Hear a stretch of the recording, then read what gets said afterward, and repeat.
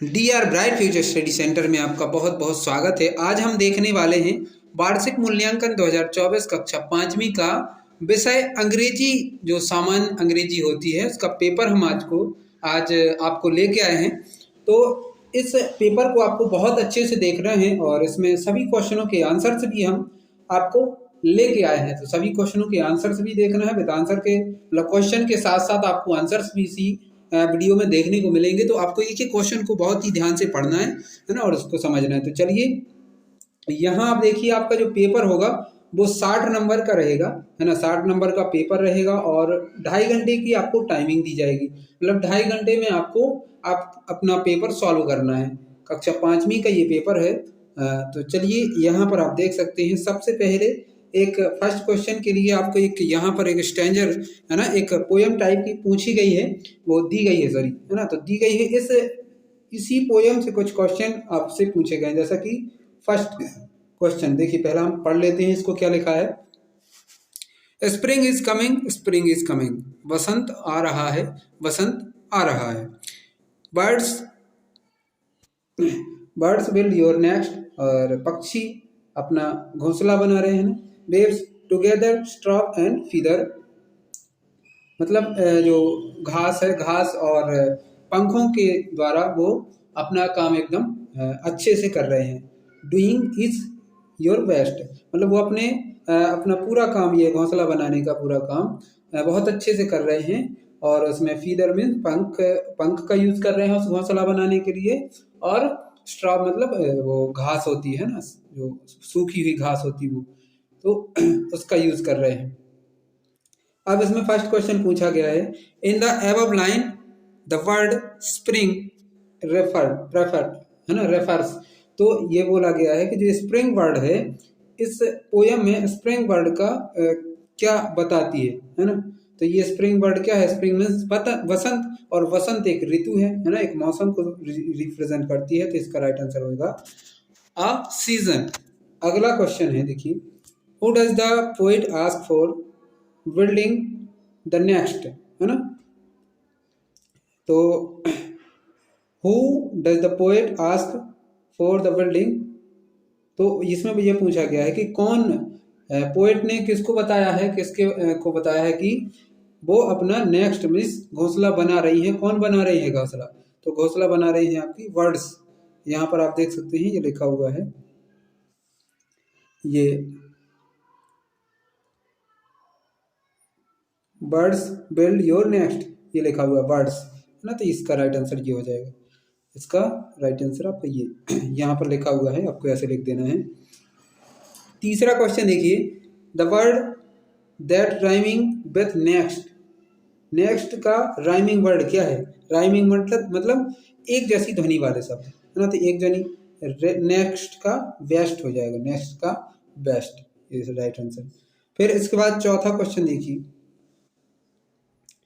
Word is waves together strop and feather, which word in this line show an action, है ना। Action मतलब एक verb, कौन सा शब्द वर्ब को रिप्रेजेंट करता है? तो वेव, ये वेव मीन्स, है ना, बनाना, बुनना या बनाना, है ना। जैसे वो घोंसला बनाती है ना, तो वो इसके बारे में। तो इसका क्या हो जाएगा?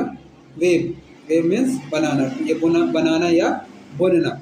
आगे चलते हैं, above which two things the poet is asking to wave together, है ना। तो इसका राइट आंसर आपको देखिए, about which two things the poet asked to wave together, मतलब कौन सी दो चीजें बताई हैं जिसके, जो पोएट है, पोएट ने कौन सी दो चीजें बताई हैं जिसके द्वारा बुना जा रहा है ना।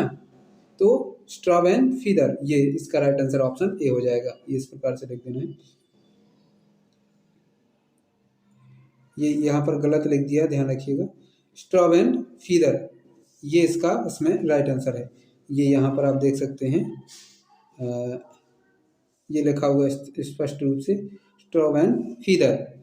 तो यहाँ पर ध्यान रखिएगा, ये जो लिखा हुआ है ये गलत लिख दिया है, ये नहीं होगा, ये होगा इसका राइट आंसर। आगे चलते हैं छठवां क्वेश्चन की तरफ। तो छठवें क्वेश्चन में क्या है? Narendra was later known as है ना। तो नरेंद्र को और किस नाम से जाना जाता है? तो स्वामी विवेकानंद, स्वामी विवेकानंद के नाम से जाना जाता है। ये 4 ऑप्शन है आपके सामने, इन 4 में से कौन सा सही है? स्वामी विवेकानंद। देखिए यहाँ पर लिखा हुआ अच्छे से आंसर करके। 7वां, व्हाट वाज, ये दूसरा मतलब अगले क्वेश्चन 7वां क्वेश्चन है, what was Maheshwar known as in ancient history, है ना। तो महेश्वर को पहले के समय में क्या कहा जाता था? तो इसको बोलते हैं महिष्मती, है ना। क्या क्या कहा जाता था पहले के समय में? महेश्वर को महिष्मती के नाम से जाना जाता था। आगे देखिए, the seed rose to see the Khalistan word, है ना। तो इसका वंडरफुल इसका राइट आंसर हो जाएगा। इसमें वंडरफुल आपको भर देना है। फिर इसके बाद the plural form of the word knife, knife का प्लूरल फॉर्म क्या होता है? FE हट जाएगा इसका और VES जुड़ जाएगा, है ना। तो FE कौन से में हटा हुआ? ये VES इसमें जुड़ा हुआ है, NIVES, FE हट जाएगा। ठीक, तो ये राइट आंसर हो जाएगा आपका B नंबर। आगे चलते हैं, राइमिंग वर्ड फॉर वॉक, है ना। तो वॉक का राइमिंग वर्ड क्या हो जाएगा?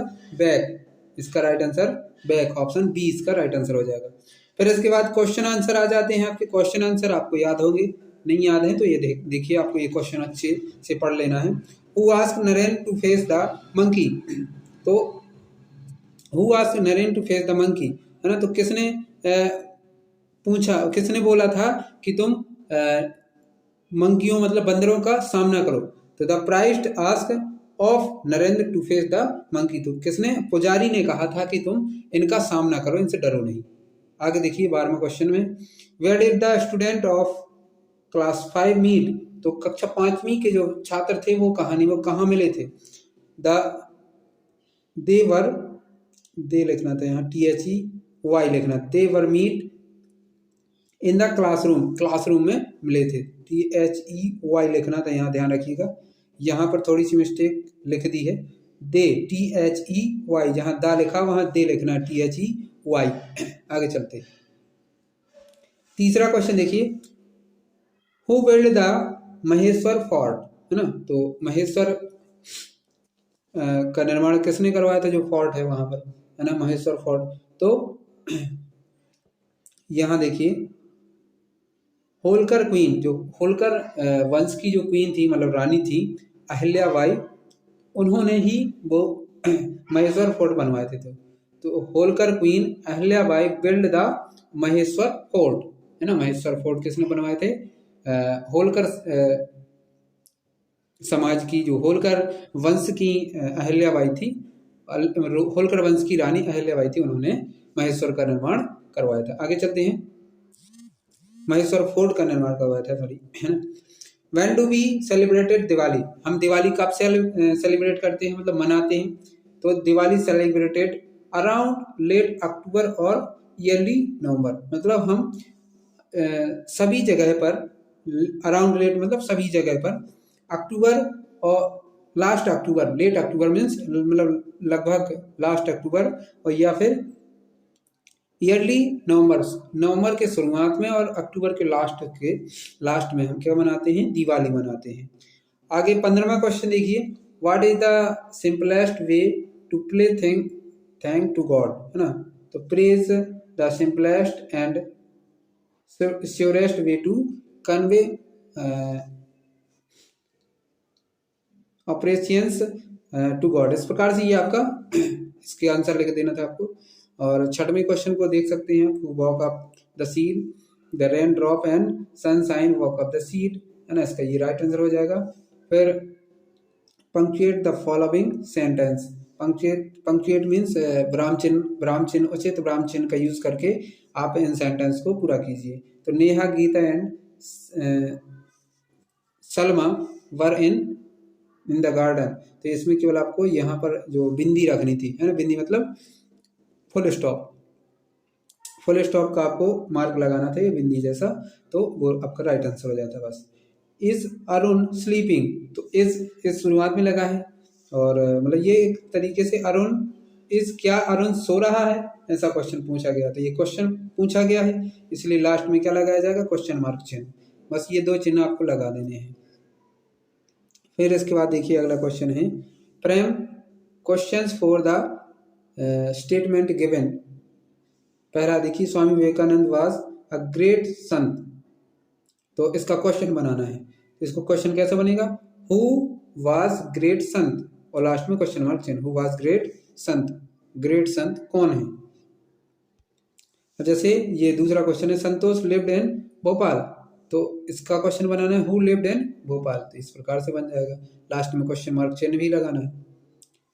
फिर the sun rise in the east, from where does the sun rises, है ना, from where does the sun rises, इस प्रकार से इसका आपका क्वेश्चन मार्क जो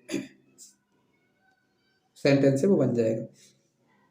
19वां में right opposite of the following word, जो नीचे दिए गए वर्ड हैं इनके आपको अपोजिट वर्ड लिखने हैं। पहला हॉट का कोल्ड, ओपन का क्लोज और स्लो का फास्ट, इस प्रकार से आपको लिख देने थे इनके अपोजिट। और फिर इसके बाद rearrange the jumble letter and make meaningful word. देखिए INCNE लिखा, इसका जो आपको सही करके लिखना है, उल्टे सीधे लिखे इनको सही करके लिखना है, तो NICE नाइस बन जाएगा। EMTPLMPAE इस प्रकार से लिखा, मतलब उल्टा सीधे लिखा है, तो इसको शुद्ध सही रूप लिखना है। तो ये टेम्पल लिखा है, वास्तव में टेम्पल लिखना है इसका, ठीक। NQEEN लिखा है, तो इससे बनेगा क्या, क्वीन। तो इस प्रकार से आपको रीअरेंज करना था मात्र, और कुछ नहीं करना है। 21वें क्वेश्चन में देखिए, who was Lal Bahadur Shastri honoured for his services to the nation, तो इसका आंसर आपको इस प्रकार से लिख देना था, है ना। इसके बाद 22वें क्वेश्चन में पूछा गया है, right 5 sentence the things given God, मतलब भगवान द्वारा दी गई किन्हीं 5 चीजों को के बारे में 5 सेंटेंस बनाइए। गॉड हैज गिवन, देखिए पहला बनाया है, God has given us water, भगवान ने हमें क्या दिया है, पानी दिया है। God has given us for eating to food, भगवान ने हमें खाने के लिए भोजन दिया। God has given us air, भगवान ने हमें क्या दिया है, हवा दी है। God has given us family, हमारा परिवार दिया। God has given us friend, और हमें फ्रेंड दिए हैं। इस प्रकार से आपको लिख देने थे कोई 5 सेंटेंस जो कि इस प्रकार से लिखी हुई है। अब इसके बाद एक एप्लीकेशन आई हुई थी, एप्लीकेशन आपको किस प्रकार से लिखनी थी, देखिए अभी लिखनी है ना, जो आई हुई है। Write an application to your headmaster for 4 days leave, 4 दिन की छुट्टी के लिए एक एप्लीकेशन आपसे पूछी गई है, तो इस प्रकार से लिखना है आपको। देखिए to the principal government higher secondary, जो भी आपके स्कूल का नाम है वो लिख देना है। गवर्नमेंट मिडिल स्कूल है तो middle school, government middle school Khajuraho MP, मतलब जो भी आपका स्कूल का नाम है, और उसके नीचे लिखते हैं उस जिस स्थान पर है, वो जिस जगह पर है वो यहाँ पर लिख देते हैं, और फिर जो राज्य लगता है आपका वो राज्य यहाँ पर लिख देते हैं। डेट, यहाँ पर डेट लिख देनी है। फिर subject, an application for 3 days, sorry 3 नहीं लिखना, 4 लिखना, क्योंकि 4 days की पूछी है। रिस्पेक्ट, फिर यहाँ से लिखते हैं respected sir, respectfully I beg to say that I have been suffering from fever since last night, the doctor has advised 4 days complete rest, है ना, 4 दिन आपको कंप्लीट रेस्ट करना है, ऐसा डॉक्टर ने कहा है। So I can not attend the school from इतने से इतने तक, मतलब यहाँ पर डेट लिखनी है और यहाँ वो डेट लिखनी है, मतलब 2 डेट लिखती है, यहाँ जिस दिन लिख रहे हैं और यहाँ जिस दिन तक हमें छुट्टी चाहिए। काइंडली ग्रांट मी 4 days लीव, तो इसलिए कृपया हमें 4 दिन की छुट्टी देने की कृपा करें, थैंक यू सर। और फिर यहाँ योर्स ओबिडेंटली और XYZ क्लास और रोल नंबर आपको यहाँ लिख देना है। तो इस प्रकार से आपको अपना एक बहुत ही अच्छा एप्लीकेशन लिख के आ सकते हैं। इस प्रकार से यदि आप लिखेंगे तो आपको पूरे में पूरे नंबर दिए जाएंगे। फिर 24वां क्वेश्चन देखिए, 24वां क्वेश्चन में पूछा गया माई वॉच पर आपको एक निबंध लिखना है, 5 सेंटेंस ऑन माई वॉच। तो पहला देखिए, हमने 5 की जगह 10 लिख दिए हैं, आपको 10 ही याद करके जाना है, ठीक। देखिए पहला, my watch is very beautiful, मेरी जो वॉच है बहुत अच्छी है। इट्स कलर इज ब्लैक, और ये ब्लैक कलर की है। इट इज वाटर प्रूफ, है ना, और it is a digital watch. It shows us right time, यह हमें सही समय दिखाती है। My father has given it to me, है ना, मेरे पिताजी ने मुझे ये दी है। इट इज़ गुड वॉच, यह बहुत अच्छी वॉच है। फिर it is made of steel, यह स्टील की बनी हुई है। Watch is very important for us, watch हमारे लिए बहुत ही महत्वपूर्ण है।